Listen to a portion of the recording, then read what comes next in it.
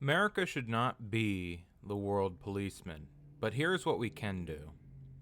With us leaving Afghanistan in the usual disastrous American way, I'd like to reflect on how we can better solve international problems in the future. Instead of trying to topple every dictator while we sell other dictators weapons, how about we massively reduce our military budget? The only thing we really need is a National Guard. Japan just has a self defense force. If for whatever reason we need to build up our military, we can do so. We did during World War II. The problem was, after the Axis fell, we kept fighting enemies around the world and kept losing as well to people all over the world. Perpetual war for perpetual peace, as Gore Vidal put it. Nonetheless, there are ways to help people around the world. Offer refugee status. America has 300 million people. Compare that to Europe, which has 700 million. We have more than enough space and resources for all people in need. Aid also helps. After World War I, with Germany broke, it's not much of a surprise that a person like Hitler rose to power. That's why we had the Marshall Plan, and it worked. Germany is a high functioning and successful democracy. Do that now for other regions. When people are poor and desperate, they'll turn to strongman figures who they think will fix things, or turn to crime, or they will turn to crime, to support themselves and their families. On abortion, it shouldn't be a controversial statement, but no woman should be incubators if they choose not to be, even if it costs another life. No person is forced in this country to donate their organs, and even if they sign up, they can still back out at any point.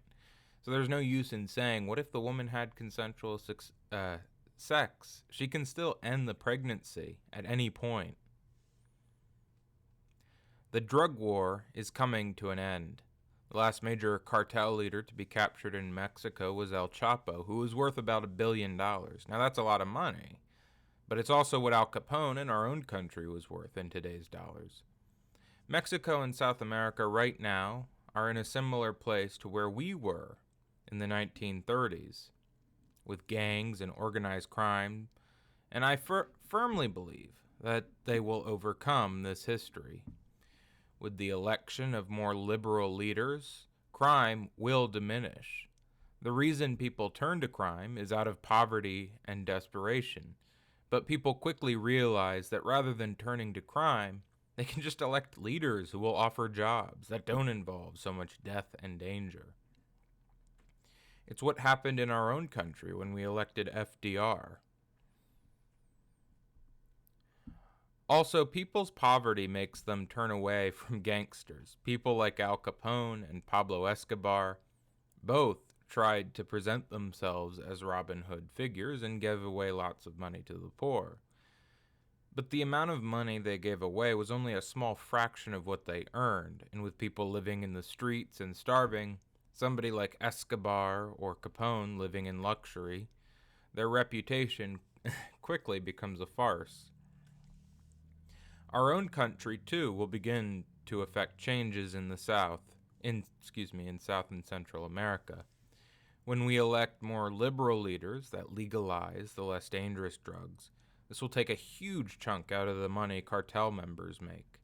Instead of going out and burning huge fields of marijuana, we just legalize it and permanently take away that revenue.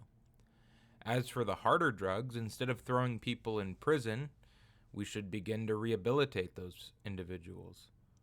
One reason is that throwing them in prison, doesn't fix the problem. Oh, you did drugs. Let's throw you in prison so you'll be depressed and want to take even more drugs and be surrounded by criminals who can supply them.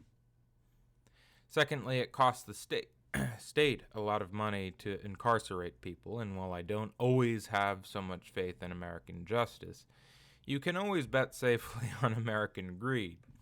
The rich aren't going to want to keep paying for incarceration.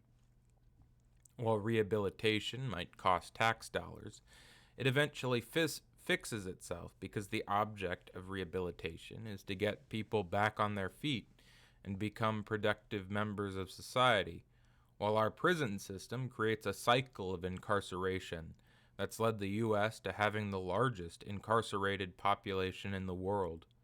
Nothing creates more crime than sending a low-level criminal to prison, where he'll inevitably have to join a gang to survive, and becomes a much worse member of society when he leaves prison, as opposed to when he first went in.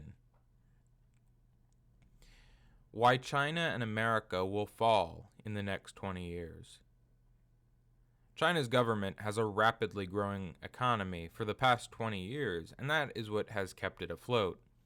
As the economy stagnates, people are going to inevitably get more rebellious, and there isn't much even an oppressive and authoritarian state can do. People can become passively disobedient. They don't even really have to organize.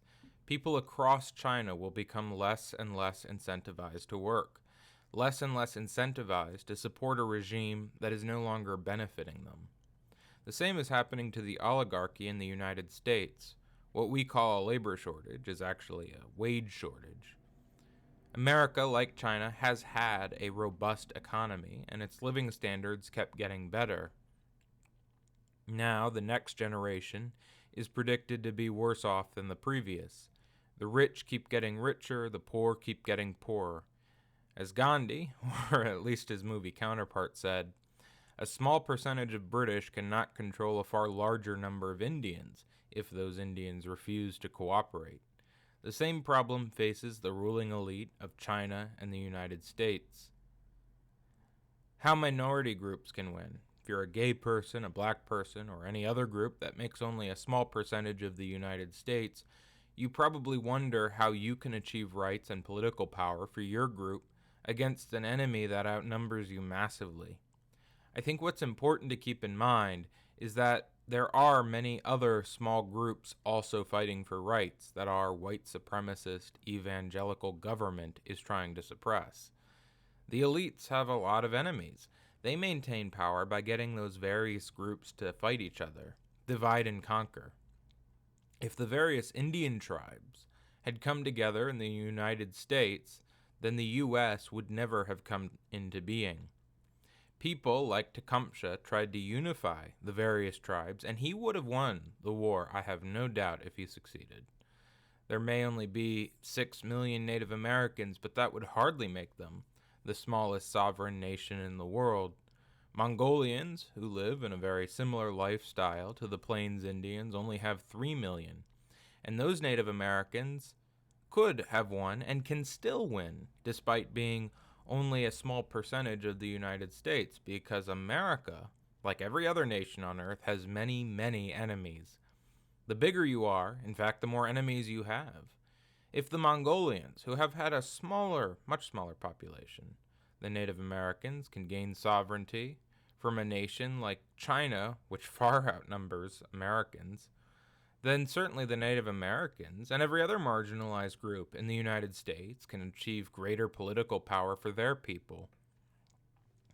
Remember, the United States isn't just fighting you, it's fighting the Russians, the Chinese, Iran, etc.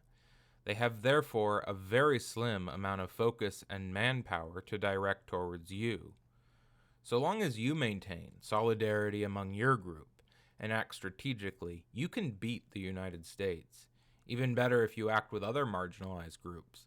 The enemy of my enemy is my friend. If gay people, black people, Native Americans, women, the poor, and every other group who is not being benefited by the status quo joins forces in each other's self-interest, then you can accomplish a tremendous amount. And I think we're starting to see that with the rise of progressive Democrats.